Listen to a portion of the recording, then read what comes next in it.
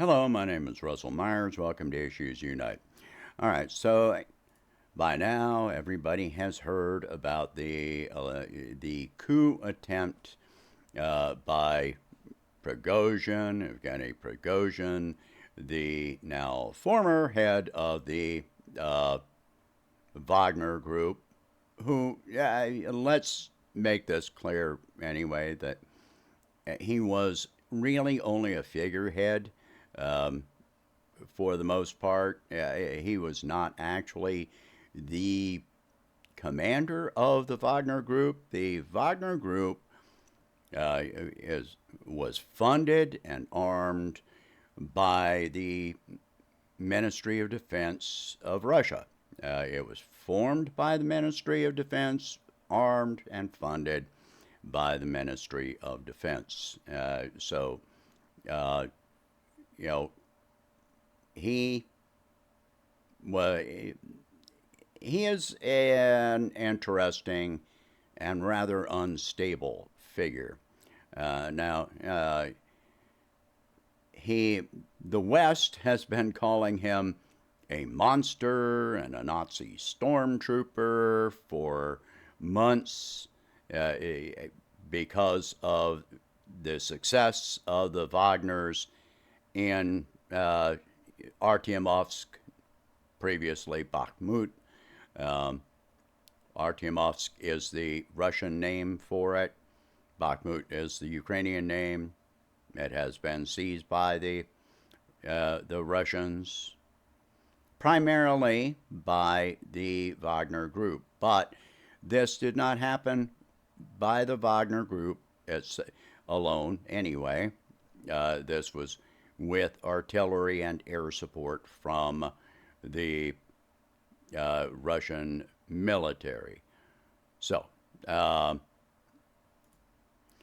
so this all began with Prigozhin making claims that the Russian military had attacked the Wagner Group and killed a number of the Wagner soldiers, which is very interesting because after the initial video making this claim, that claim just completely disappeared.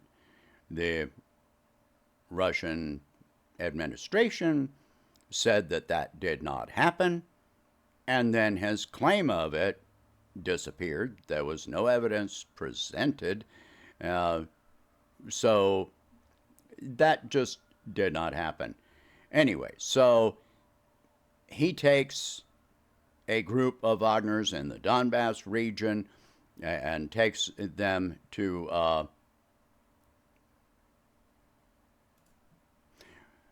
so sorry, I had to pause.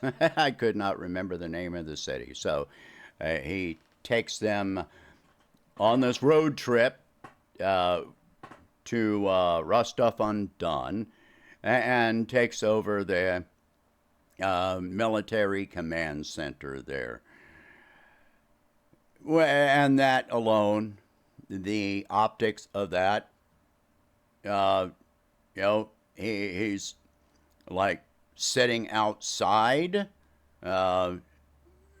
talking with some of the commanders from there. And so, and from there, some of them, he stayed there. Some of the other Wagners went off heading toward Moscow. And this all ended very quickly and relatively peacefully. But the Wagners shot down several helicopters, which I don't believe that they were actually under fire because, if the Russian military had really wanted to stop them, they've got glide bombs, helicopters, before being shot down, would have gotten off, several missiles to actually take them out. There was one video purportedly of one truck in the middle of a convoy being blown up. If you want to stop a convoy, you fire at the first vehicle of the convoy. You don't fire in the middle. Um, anyway, so eventually, the president of Belarus, President Poroshenko, negotiated a peaceful settlement to this. So some people think that the entire Wagner group was involved in this, and that is very far from the truth. Now, nobody really knows how many people are in the Wagner group. I've heard estimates from 25,000 to 32,000. There were about 8,000 of the Wagners that were involved in this. So somewhere between 1/4 and 1/3 of the Wagners were involved in this. The rest of them wanted nothing to do with it. Now, Prigozhin is a popular figure in Russia, obviously, because he led the Wagners to victory in Artyomovsk. But at the same time, he's got his detractors, and I'm going to say that, I mean, over time, especially in the last couple of months, the rhetoric and the videos that have been coming out from him have been very unstable. He has been calling for a full mobilization of the entire Russian military. He has made claims that the Ukrainians were not going to attack Donbass before the invasion, the special military operation, even though Donbass had been under attack for 8 years, and Ukrainians had amassed 120,000 troops along the line of contact between Donbass and Ukraine.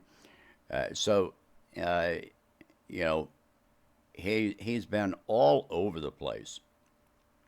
I'm going to say that my opinion is that he spent so much time in the most intense fighting that has been seen globally, the most intense, protracted fighting since at least the Korean War, possibly World War II. So he has been right in the thick of it, and I don't believe that any person can remain in that environment for that long without it having an effect on you. So his demands weren't entirely clear.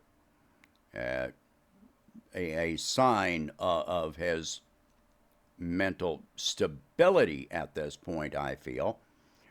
But he was talking about conducting a coup to remove the Minister of Defense, Shoigu, and General Gerasimov.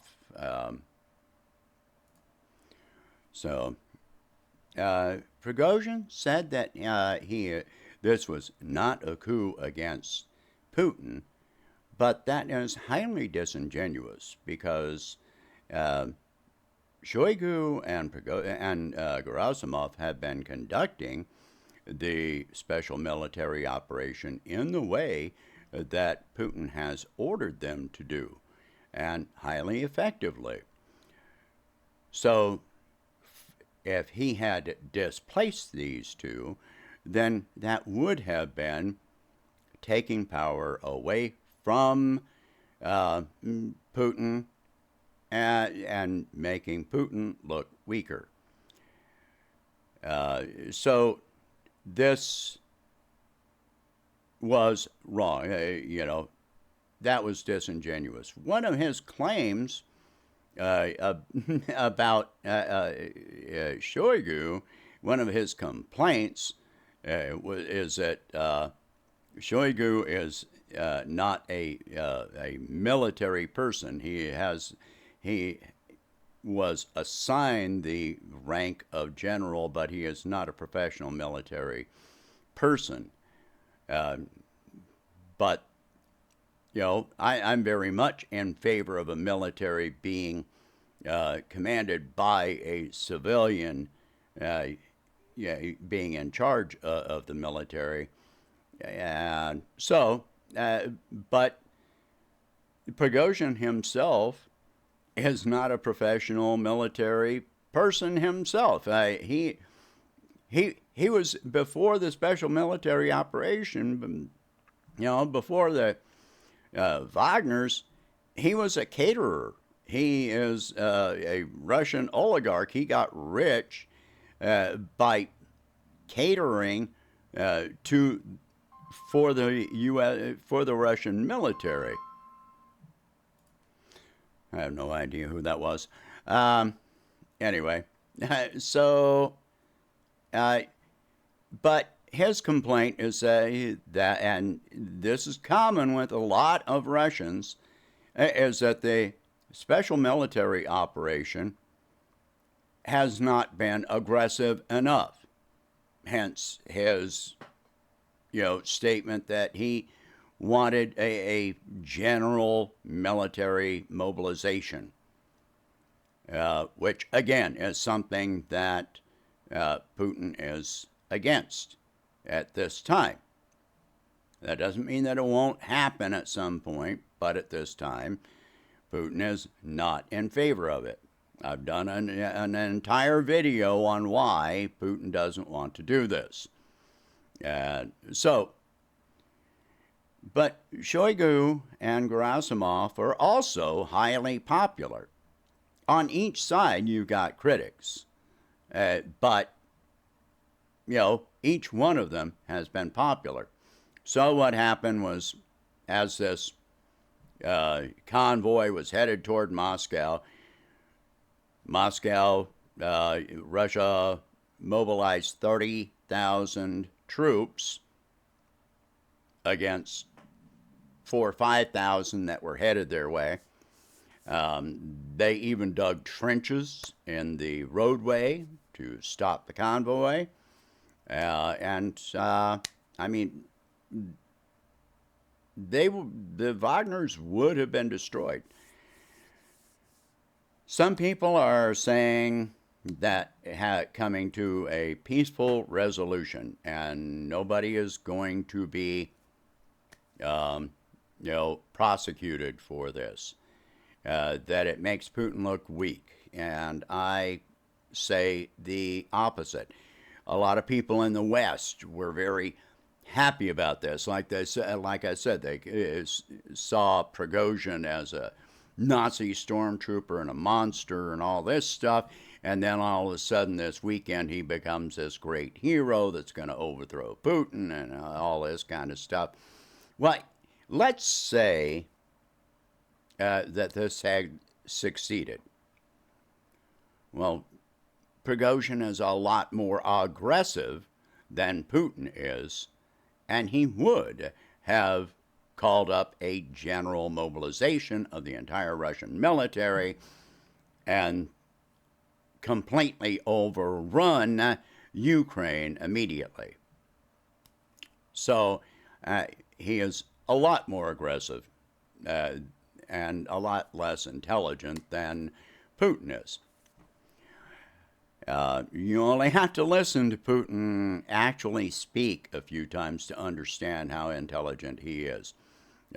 He's got a PhD in economics, and he's highly educated and intelligent and very calm. He has a calming influence.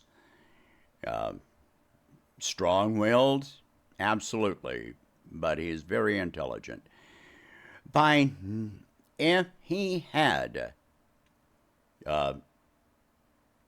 pressed charges, if the Wagners had been attacked, which he ordered the military to stand down and not fire, not take them out, that would have incited a civil war, because you got people that support Prigozhin, you got people that support Shoigu, you got people that, all these different factions. This did have the potential to incite a civil war in Russia. The way that he did it was the best outcome, the absolute best outcome that could have been hoped for. It's sure a lot better than anything that we could have hoped for in the United States, which any time that anything happens, the response is always force. So at this point, the agreement is that that Prigozhin is going to go to Belarus along with a few thousand of the Wagners that took part in this, which the numbers estimated vary up to maximum 8,000. The rest of the Wagner group are going to come under the command of the Ministry of Defense. Anyone that wants to can sign a contract with the Ministry of Defense, and those that want to go home can go home. So what is expected to happen is that the ones that are sent to Belarus are probably, especially Prigozhin, going to wind up in Africa. So this is the end of it. That, there are a lot of people that are discussing all of this, but the main takeaway from this is that this was the best outcome that could have been hoped for. And rather than making Putin seem weak, it made him come across within Russian society as being stronger, fair. Yes, there are some people that are saying that anyone that took part in this should be prosecuted, but they are in the minority. So the Wagners are going to have to give up all of their heavy weaponry, which they did have, tanks, anti-aircraft, etc., and they have to surrender all of that weaponry. The Wagners, as they have been organized, no longer exist. And by the way, even in Rostov-on-Don, while they were there, the Chechen, Ahmad forces surrounded the city. So the Wagners were not going to get out of. They were not going to get out of there.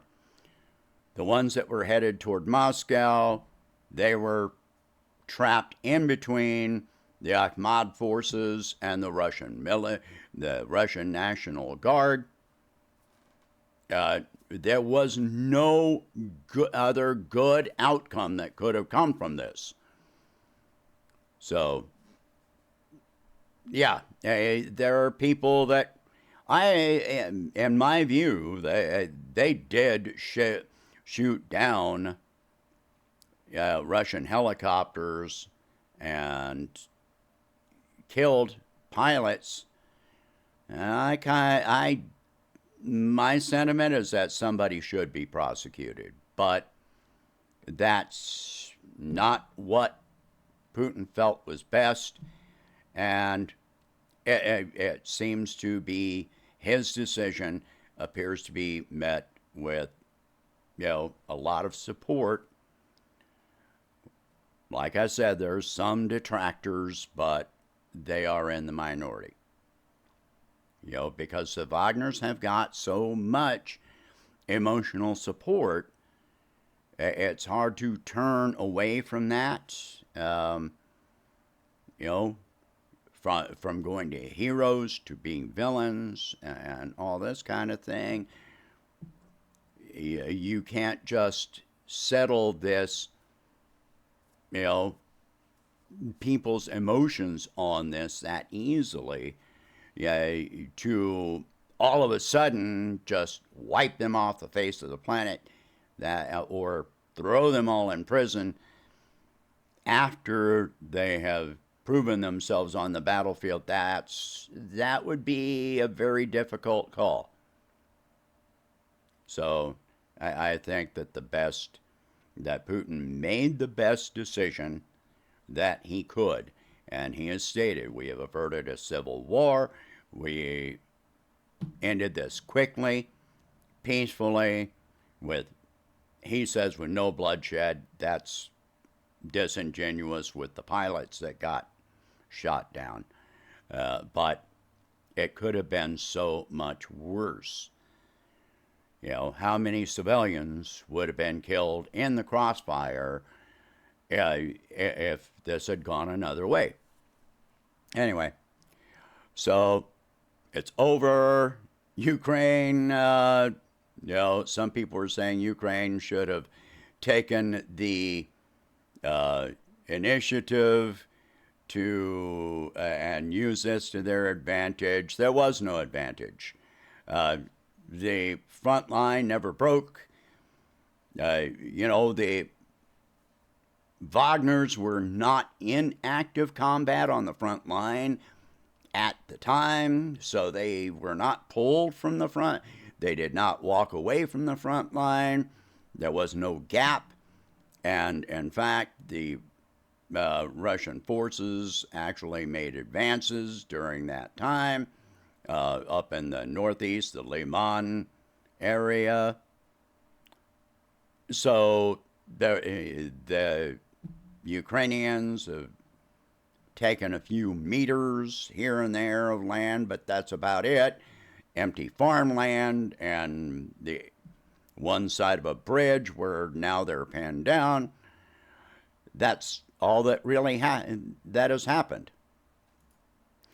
Now, I have said before, and I will say again, the West keeps on, they want Putin removed.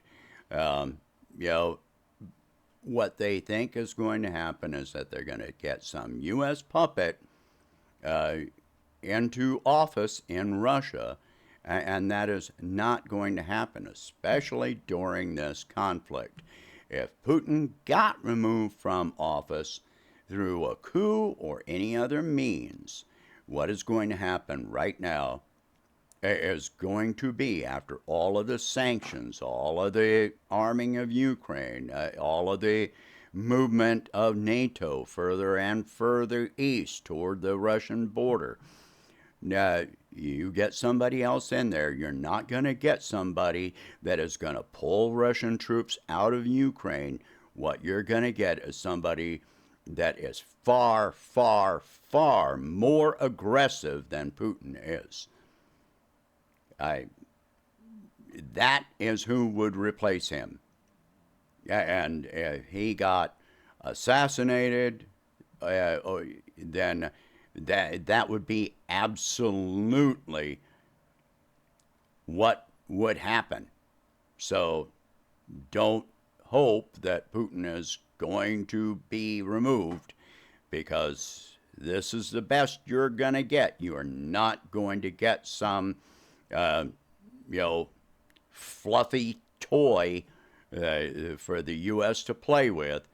And Putin has a lot of respect in Russia. He is, and that part of the world, it takes a very strong leader to maintain power and order in that part of the world. And to have a balance that the kind of balance that Putin does have, the kind of restraint that Putin has, you're not going to find anybody else very easily. So, share this video, talk about these subjects. If you can afford it, please donate whatever you can to help expand this channel and my presidential campaign, and I will catch you in the next one. Thank you for watching. Hope you have a good day.